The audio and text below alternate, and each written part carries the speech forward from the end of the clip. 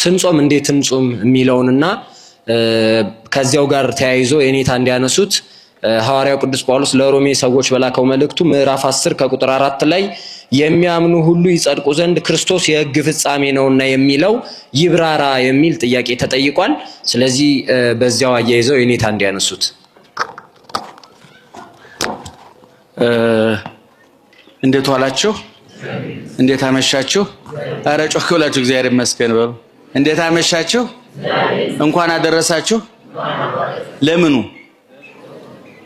ነው? ለጾሙ። ጾመ ልጓሙን የሚል እኔ ቤትና መቼ እንደተጀመረ የማይታወቅ ለነገሩ ልጓም ፈረስን ገቶ እንደሚይዘው ጾም ሰዎችን ገቶ ይዛል ለማለት ምስጢራዊ ትርጉም ተሰጥቶት ከሆነ ገንቢ ነው። ግን እንደ ችግር እንደ መከራ እንደ ሸክም አድርገን መቁጠር የለብንም። ስለዚህ ጾሙ ተጀምሯል። ትናንት ከትናንት ወዲያ ቀበላ ነበረ። ቀበል መርአዌ ሰማያዊ ቀበላ ማለት ስጋ መብላት፣ ወተት መጠጣት፣ እንቁላል መብላት ለሁለት ወር ያህል አናገኝህም እና እንበቀል ብሎ አንዳንዱ በቀል እንደው የሆነ ስጋን ለመበቀል ወተትን ለመበቀል የታበክ ሁለት ወር ብትጠፋም ዛሬ በቀልሃለሁ አይነት ነው የሚመስለው እንጂ ጾሙ ለበረከት እንደመጣ የማይመስል አቅጣጫ ይታያል። እና አባቶቻችን ግን ቀበላ የሚሏት ከጾመ ነነዌ እስከ አብይ ጾም ያለችው 14 ቀን ቀበላ ነው የምትባለው። ንትቀበል መርአዌ ሰማያዊ ክርስቶስን እንቀበለው ነው። መቼም ንጉስን ለመቀበል መንገድ ይጠረጋል፣ ምግብ ይዘጋጃል፣ መልካም ህፃናት አበባ ቅፍ ይዘው ይዘጋጃሉ፣ ባለስልጣኖች ንጹህ ለብሰው ይዘጋጃሉ። የባለስልጣኑ አይን መጥፎ ነገር እንዳይ ቆሻሻ ሁሉ ይጠረጋል። አፄ ኃይለ ሥላሴ የውጭ ሀገር ፕሬዝዳንቶች ለጉብኝት ሲመጡ ይህንን ከተማ ውስጥ ያለውን አይነ ስውሩን እጅግር ያጣው ሁሉ ሰብስበው አንድ ቦታ ያጉሩ ነበር ይባላል። እነዛ ፕሬዝዳንቶቹ አይናቸው ክፉ እንዲያይ ይባላል። ግን ክርስቶስን የምንቀበለው አካል ጉዳተኞችን አሰልፈን ነው፣ ችግረኞችን አሰልፈን ነው፣ ቁስለኞችን አሰልፈን ነው፣ የጎደለባቸውን አሰልፈን ነው። ምክንያቱም የኛ ጌታ የጎደለ የሚሞላ እንጂ በሞላበት የሚገኝ አይደል። የተራበ የሚያጠግብ እንጂ ከጠጋበኞች ጋር የሚዘል የሚጨፍር አምላክ የለንም እኛና። በደንብ እየሰማችሁ ነው። ስለዚህ ቀበላ ማለት ማንን መቀበል ማለት ነው? ክርስቶስን መቀበል። ይሄን ሰሞን ለጾሙ ተቀብለናል። እንደገና ወደ ሐዲስ ኪዳን ስንመጣ አሁን ደግሞ ወደ ጠየቀውም ስመጣ አመጣዋለሁኝ። ቀበላ ማለት ጾሙን መቀበልና ክርስቶስን በጾም ለማስደሰት ነው። ስንጾም ምን እናሟላ? በእውነት እንኳን እኛ ትንሽ መጽሐፉ ጋር ያለ ነው እናንተም ታውቁታላችሁ። አፈጻጸሙ ነው ችግር ያለብን እንጂ የመረዳት ችግር ያለብን አይመስለኝም። እና ጾም አባቶቻችን ሲነግሩን የውስጥና የውጭ ጾም ረቂቅና ግዙፍ ጾም የሚታይና የማይታይ ጾም ብሎ ከፍለውታል ሊቃውንቱ። የመጀመሪያው ጾም ምግብ ነው። የምግብ አይነቶችን ነው ጥሉላት የምንላቸውን የእንስሳት ተዋጽኦ ብሎ ጥሩ ስያሜ ሰጥተዋቸዋል። እነዛን አሁን በከተማ የሚታየው የድግስ አይነት ግን የጾሞችን የፍስኮችን የሚያስንቅ ሆኗልና ይሄም ሌላ ጥናት የሚያስፈልግ የጾም መሰረታዊ ዓላማ የሰውን ኃይል ማድከም፣ ሌሎችን እንደሚራቡ ማሰብ፣ ሰውነታችን ስጋዊ ሰውነታችን ሲደግም መንፈሳዊ ሰውነታችን ይጠነክራል። ታላቁ ሊቅ ዮሐንስ አፈወርቅ ሰው በስጋው ሲያረጅ ነፍሱ ትጎረምሳለች ይላል። በስጋው ሲጎረምስ ደግሞ ነፍስ ታረጃለች ይላል። አሁን ይሄ ሰሞን ነፍስ የምትጎረምስበት የምትጠነክርበት ጡንቻዋን የምታሳይበት የደረቷን ስፋት የጡንቻዋን ፍርጥምና የምታሳይበት ወቅት ነው። ነፍስ ህሊና የሚደሰትበት አይምሮ የሚደሰትበት ሰውነታችን ከምግብ ሸክም ነፃ የሚወጣበት የተራቡትን የምናስብበት ወቅት ነውና የመጀመሪያው የሚታየው ፊት ለፊት የሚታየው ምግብ ነው። ባለቤቱም ሲያስተምር ከዘጠኙ ብፁዓን ያለ ከጠቀሳቸው መካከል አንዱ ብፁዓን ለይረህው በእንተ ጽድቅ እስመ እሙንቱ ይጸግቡ፣ ስለ ጽድቅ የሚራቡ ብፁዓን ናቸው ይጠግባሉና ነው። እንግዲህ የሚጠግቡ ደግሞ በግልባጩ ይራባሉና ነው በግልባጩ። ስለዚህ ከምግብ መከልከል ነው። ሌላ ነገር እንዲርበን እስኪሰማን ድረስ ማለት ነው። ሁለተኛውና ደግሞ ረቀቅ ያለው ጾም ደግሞ ታላቁ ሊቃችን ቅዱሳችን የኢትዮጵያ ወደ አፍሪካ ኩራት የሆነው ቅዱስ ያሬድ ብሉይን ሐዲሱን በተነተነበት መጻሕፍተ መነኮሳት መጻሕፍተ ሊቃውንቱን ባብራራበት ከሱ በፊት የተጻፉ ድርሳናት ገድላትን ባመሰጠረበት በጾመ ድጓው በሌሎችም ድርሳናቱ ሁልጊዜ እንደምንለው ቅዱስ ያሬድ እንደነ ኢሳይያስ እንደነ ቅዱስ ጳውሎስ እንደነ ኢሳይያስ ብሉይን የሚያውቅ እንደነ ቅዱስ ጳውሎስ ሐዲሱን የሚያውቅ ብሉይ ሐዲሱን ያወቀ ደራሲ ነው፣ ጠቃሽ ነው፣ አመስጣሪ ነው። እንደው ቅዱስ ያሬድን ከዜማ ጋር ብቻ አያይዞ የሚጠቅሱ ብዙ ሰዎች ሲሳሳቱ ቅዱስ ያሬድ ከዜማው ይልቅ ምስጢሩ የበለጠ ጫና ብልጫ አለው ይላሉ ሊቃውንቱ። እና ዙሮ ቅዱስ ያሬድ ይጹም አይን ይጹም፣ ጆሮ ይጹም፣ እጅ ይጹም፣ እግር ይጹም፣ ልብ ይጹም፣ ጸጉር ይጹም፣ ፊት ይጹም፣ ሁሉ ነገር ከራስ ጸጉራችን እስከ እግር ጥፍራችን ድረስ ያሉት በጠቅላላ ጾም ታዞላቸዋል። ጆሮ ይጹም ማለት ነው። እስኪ ንገሩኝ ጮክ ብላችሁ ምእመናን፣ ጆሮ ይጾማል አይጾምም? ከምን? ከሐሜት ያው እኛ ስናማ ወበዙ ዘውን ሰዋን እንደው ፈጣሪ ይቅር በለኝ እንጂ የሱ ነገር እያልን እዛው ራሳችን ንስሐ እየገባ ራሳችን እየጨቃ እየወደ እየታጠበን አይነት ነው እንትን የምንለው። ስለዚህ አይናችን ምን እየሰራ ነው? ጆሮአችን ምን እየሰራ ነው? እዚህ በትምህርተ ኅቡዓት ላይ አይኖቻችሁን አሳውሩ፣ ጆሮዎቻችሁን አጽመሙ አይዛኒክሙ፣ ጆሮዎቻችሁ አደንቁሯቸው ይላል። ከምን? ከክፋት፣ ከተንኮል፣ ከሐሜት፣ ከጥላቻ። ስብሐት ጆሮ የተፈጠረው ስብሐት እግዚአብሔር ለመስማት ነው፣ የእግዚአብሔርን ክብር ለመስማት ነው። አይን የተፈጠረው በጎ ነገር ለማየት ነው። ለዚህ ነው በትምህርታችን ብዙን ጊዜ እመቤታችን አይኗ ድንግል ነው፣ ጆሮዋ ድንግል ነው፣ ልቧ ድንግል ነው፣ እግሯ ድንግል ነው፣ እጇ ድንግል ነው፣ ከራስ ጸጉሯ እስከ እግር ጥፏ ድረስ ሁለንተናዊት ድንግል ናት። የባከነ አይን፣ ጆሮ፣ አፍንጫ፣ ልብ፣ እጅ፣ እግር የላትም።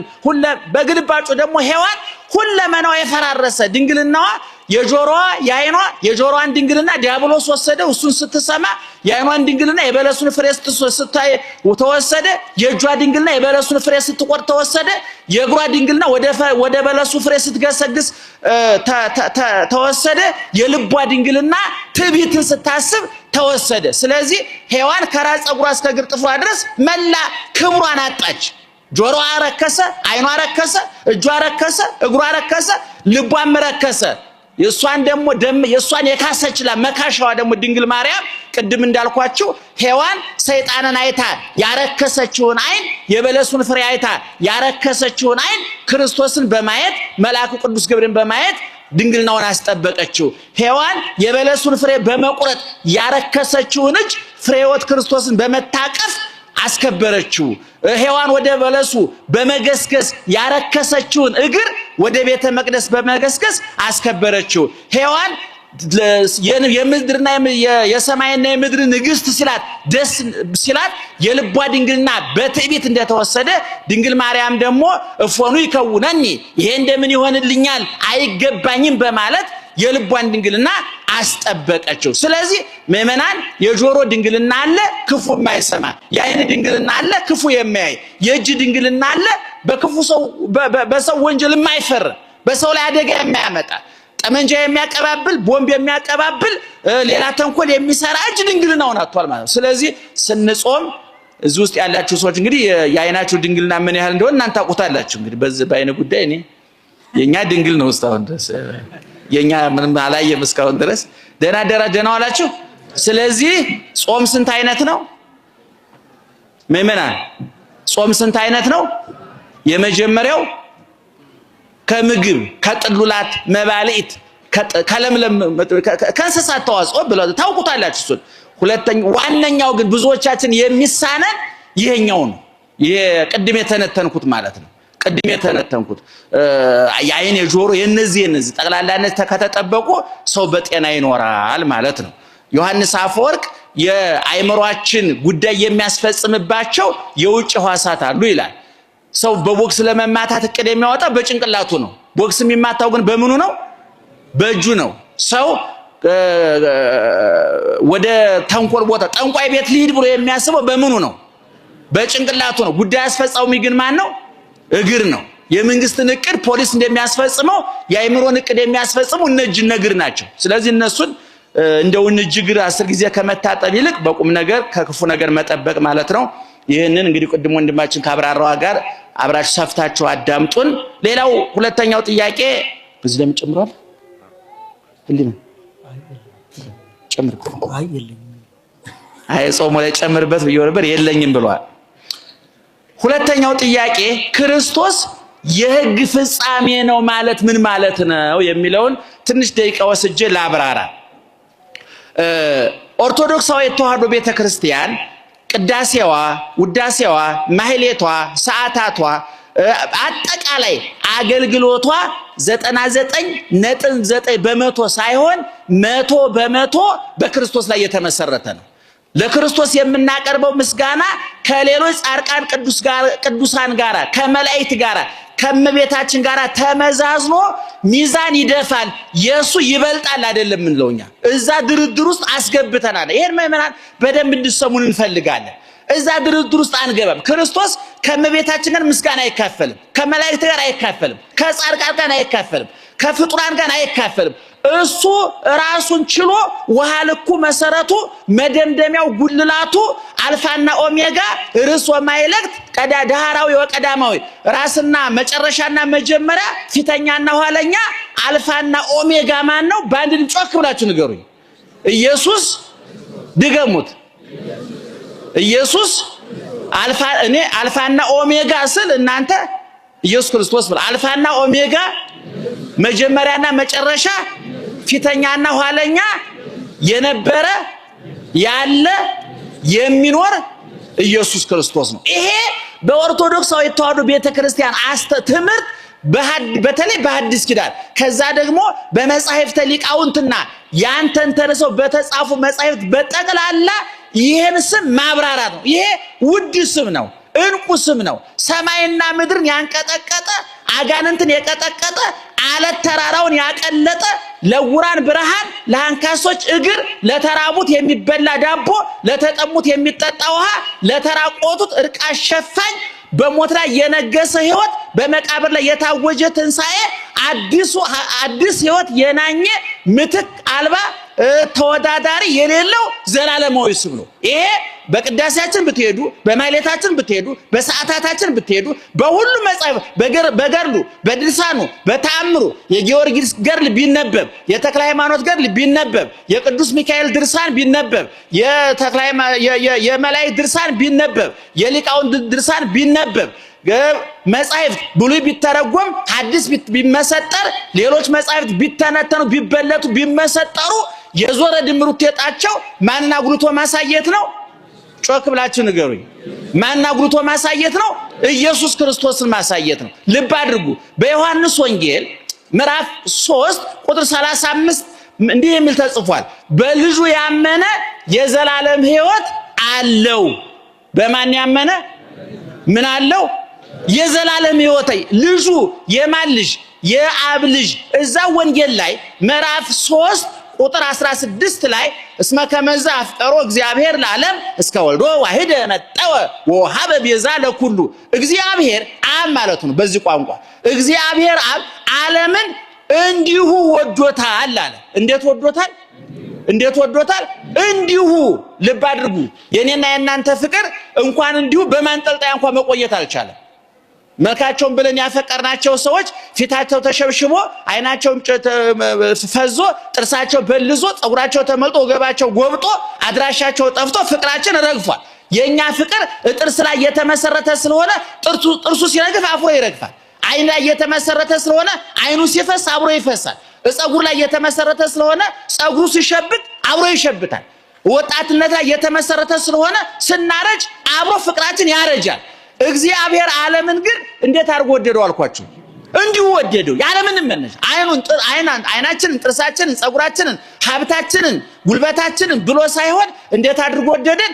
እንዲሁ ወደደን። ወዶ ምን አደረገለታ ትለኝ እንደሆነ ተቀዳሚ ተከታይ የሌለው አንድያ ልጁን ኢየሱስ ክርስቶስን ውረድ፣ ተወለድ፣ ሙት፣ ተሰቀል ብሎ ላከው። ይሄ በዮሐንስ እየሰማችሁ ነው። በዮሐንስ ወንጌል ምዕራፍ 1 የማን ወንጌል አልኳችሁ? የዮሐንስ ወንጌል ምዕራፍ 1 ላይ ወንጌላዊ ዮሐንስ እንዲህ ብሎናል። ቀዳሚው ቃል ውእቱ፣ በመጀመሪያ ምን ነበረ? ቃል ነበረ። ወውእቱ ቃል ኀበ እግዚአብሔር ውእቱ፣ ያም ቃል በማን ዘንድ ነበረ?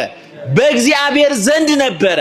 ወእግዚአብሔር ውእቱ ቃል፣ ያም ቃል ማን ነበረ? እግዚአብሔር ነበረ። ልብ አድርጉ። በመጀመሪያ ማን ነበረ? ቃል በማን ዘንድ ነበረ? ቃል ራሱ ማን ነበረ? ሁሉ በሱ ሆነ ያለሱ የሆነ ምንም የለም ይልና በዛው ምዕራፍ 1 ዮሐንስ ወንጌል እያልኩኝ ነው ምዕራፍ 1 ቁጥር 14 ላይ ወውእቱ ቃል ሥጋ ሆነ ያም ቃል ምን ሆነ ሥጋ ሆነ ቃልና ሥጋ ተዋሃዱ በእመቤታችን ማህፀን የመጠቀሚያ ጊዜው የማያልፍ ሀብታም ድሃ እኩል የሚውጠው ለህፃናት ለአዛውንት እኩል የሚሰጥ ሲፈውስ የነበረ እየፈወሰ ያለ ለዘላለም ፈዋሽነቱ እንከን አልባ የሆነ የመጠቀሚያ ጊዜው የማያልፍ ኢየሱስ የሚባል መድኃኒት ተመረተ በማን ማህፀን በድንግል ማርያም ማህፀን ስለዚህ አሁን ድንግል ማርያም የወለደችው አካላዊ ከስጋ ጋር የተዋሃደውን ቃልና ስጋ ተዋህደው የጋራ ስም ይወጣለትን ኢየሱስን ነው አሁን ቅድም እንደተጠየቀው የሕግ ሁሉ ፍጻሜ መደምደሚያ ምንድነው ሲባል በኢየሱስ ክርስቶስ ማመን ነው የሕግ ፍጻሜ ማለት በቅዱስ ጳውሎስ ቋንቋ ብሉይ ኪዳኑን ሕግ ይለዋል መጽሐፉ ወሙሴ ወነቢያት ሙሴን ሕግ ይለዋል ነቢያትን ሕግ ይለዋል ነቢያት ትንቢት ቢናገሩ ካህናት ማይጠንት ቢያጥኑ ጸሎት ቢጸልዩ በብሉይ ኪዳን አብርሃም ከሀገር ውጣ ከዘመዶች ተለይ ቢባል እስራኤል ምድረ ርስት ቢወርሱ ያ ሁሉ ነቢያት ቢተነብዩ ካህናት ቢጸልዩ የተደረገ ሁሉ የነቢያት ትንቢት የካህናት መስዋዕት ጸሎት የመደምደሚያ ማሳረጊያው ማንን ማምጣት ነው ክርስቶስን ማምጣት ነው ዋመ በሕፃድሜው በገላትያ ምዕራፍ 4 ቁጥር 4 ላይ ሐዋርያው ቅዱስ ጳውሎስ ዋመ በጽሐ እድሜሁ ፈነወ እግዚአብሔር ወልዶ ወተወልደ እምብእሲት የፍጻሜው ዘመን 5500 ዘመን ሲፈጸም እግዚአብሔር ለአዳም አድነሃለሁ ብሎ የሰጠው ተስፋ በተፈጸመ ጊዜ ከዓመቱ ዓመት ከወሩ ወር ከቀን ቀን ሳያጓድል እግዚአብሔር በጊዜው በሰዓቱ በተናገረው ሰዓት እግዚአብሔር ልጁን ላከ በመጀመሪያ ቃል ነበረ ቃል በማን ዘንድ ነበረ ብለናል በእግዚአብሔር ዘንድ ቅድም ደግሞ ዓለም እግዚአብሔር እንዴት አድርጎ ወደደው ብለናል እንዲሁ ወዶ ምን አደረገለት እግዚአብሔር አብ ማን ላከ ወልድ ላከ ስለዚህ ቅድም እንደተናገርኩት ሐዋርያው ቅዱስ ጳውሎስ ከሕግ በታች ከሴት ተወለደ ይላል ከሕግ በታች ማለት ከሁለት አይነት ሕግ ማለት ነው አንደኛው ሕግ ጠባይአዊ የሚባለው ነው ሁለተኛው ሕግ መጽሐፋዊ የሚባል በጣም ከጠጠራችሁ ምእመናን ይቅርታ ታደርጉልናላችሁ ታገሱን ለዛ ደህና ዋላችሁ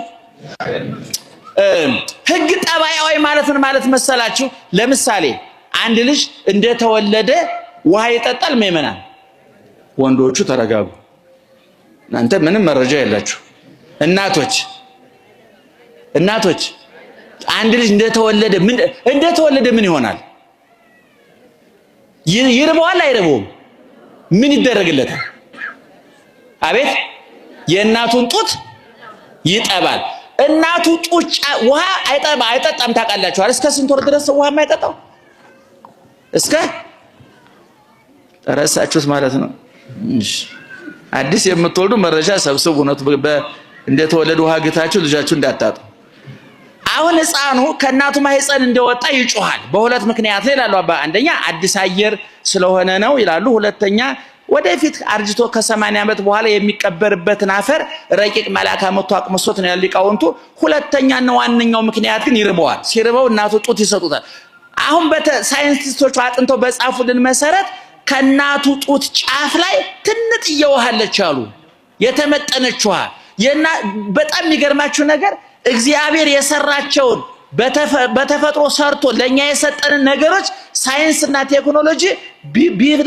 ቢለፋ ሊተካቸው አልቻለም ዛሬ ብዙ ፋብሪካዎች ወተት አምርተዋል ታውቃላችሁ በሰለጠነው ዓለም በጣም ብዙ እየተበጠበጠ የሚጠጣ ዘመናዊ ወተት አምርተዋል የሚገርማችሁ ግን የእናት ጡት ወተትን ግን እስካሁን ማምረት አልቻሉም በጣም የተረጋገጠው ነገር እነሱም እንዳሉት ወደፊት መስራት አይቻልም ነው የሚሉት የእናት ጡት ወተት አይፈላ የመጠቀሚያ ጊዜው አያልፍ አይኮመጥጥ አይረጋ እግዚአብሔር ለሕፃኑ እንዲመጥን አድርጎ እምከርሰሜ አንተ አምላኬ ላይሌ ከተገደፍ ኩንዛለው ኩስታ አጥባተሜ በእናቴ ማህፀን ሳለው አንተ አመንኩኝ በእናቴ ጡት ካለውኝ በአንተ ተጣልኩ አንተን አመንኩ እንዳለ እናቱ ጡት ላይ ሆኖ ሕፃኑ ወተቱ እንዲስማማው የሚያደርገው ማን ነው እግዚአብሔር የሚገርማችሁ ይሄን የሚያደርገው እግዚአብሔር ዘይስዕሎሙ ለሕፃናት ሕፃናትን በእናታቸው ማህፀን ከአባቱ ዘር ወስዶ በእናቱ ማህፀን ያለው ደም አዋህዶ ሕፃን አድርጎ ቀርጾ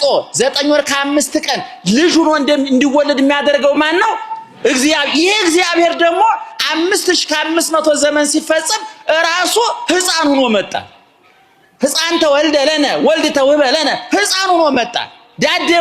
ዳዴ የሚል ወፌ ቆመሽ ተብሎ እንደውም አንድ አረጋዊ መንፈሳዊ የተባለው የቤተክርስቲያናችን ሊቅ ሲናገር ምን ይላል?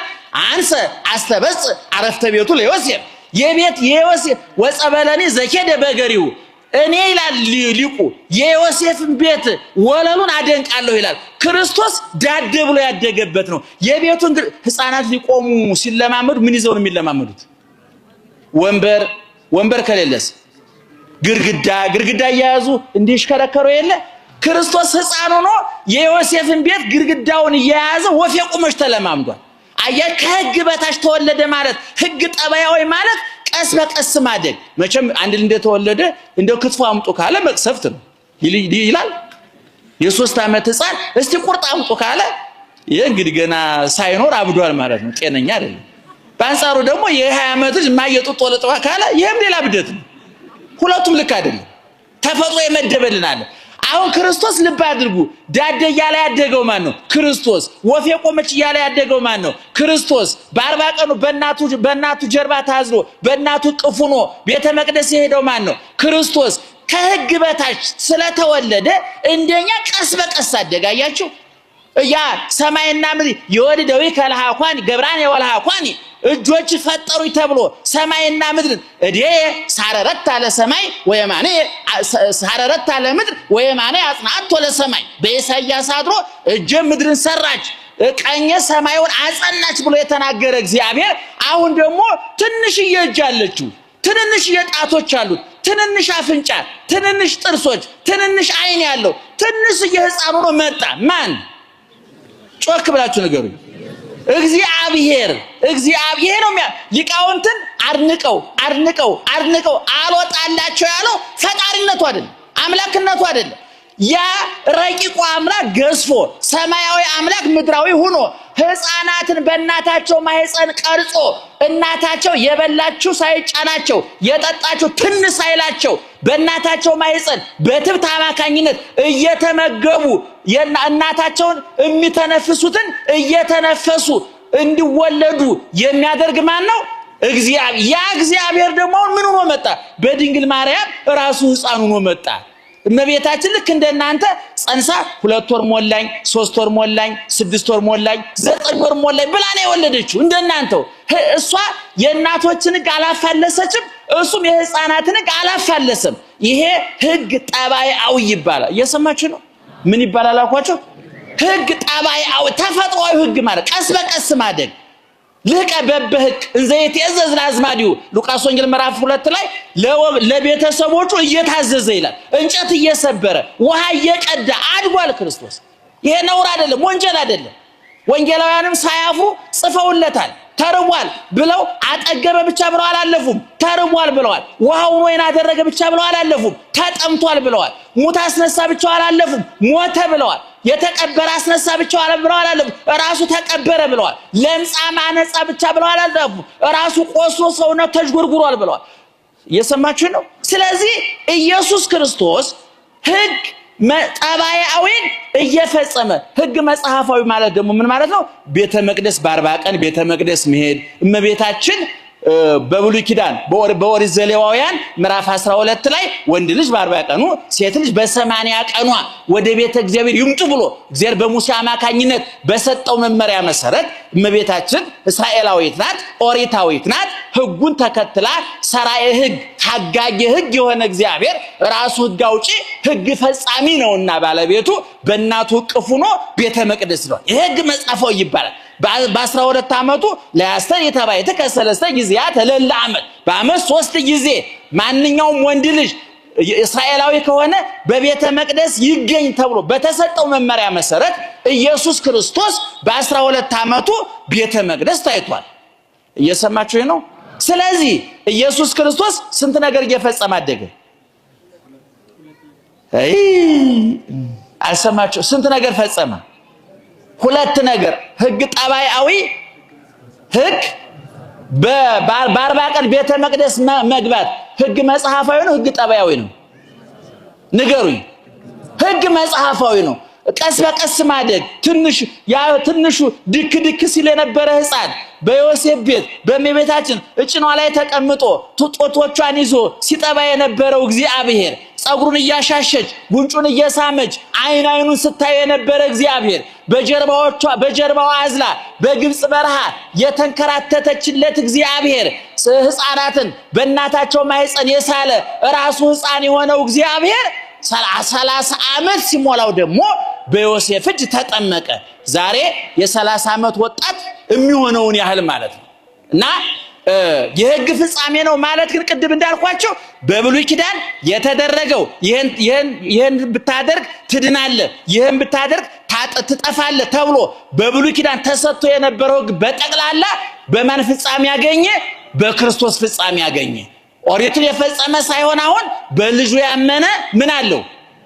የዘላለም ህይወት አለው። ስጋዬን የበላ ደሜን የጠጣ የዘላለም ህይወት አለው። ያመነ የተጠመቀ ይድናል። በደቀ መዝሙር ስም ቀዝቃዛ ውሃ ያጠጣ በሰማይ ዋጋው አይጠፋበትም። በኋላ ዋማይመጽ ንጉስ በግርማ መንግስት በኋላ መጥቶ በዙፋኑ ሲቀመጥ ጻድቃንን በቀኝ ኃጥአንን በግራ ሲያቆም ተርቤ አላበላችሁኝም ተጠምቼ አላጠጣችሁኝም ብሎ በጣም ቀላል ህግ እንደው ዕውቀት የማይጠይቅ ሀብት የማይጠይቅ ያቅማችን አድርገን የምንጸድቅበትን ህግ ሰራ። ስለዚህ ሐዋርያው ቅዱስ ጳውሎስ ለሮሜ ሰዎች የጻፈላቸው የህግ ሁሉ ፍጻሜ ክርስቶስ ነው። ክርስቶስን ያዛችሁ ማለት ሁሉንም ነገር አገኛችሁ ማለት ነው። እስራኤል በብሉይ ኪዳን ሲያገኙት የነበረውን ህግን በመጠበቅ ሲያገኙት የነበረ በረከት ሁሉ ክርስቶስን በማግኘታቸው ተፈጽሟል ማለቱ ነው።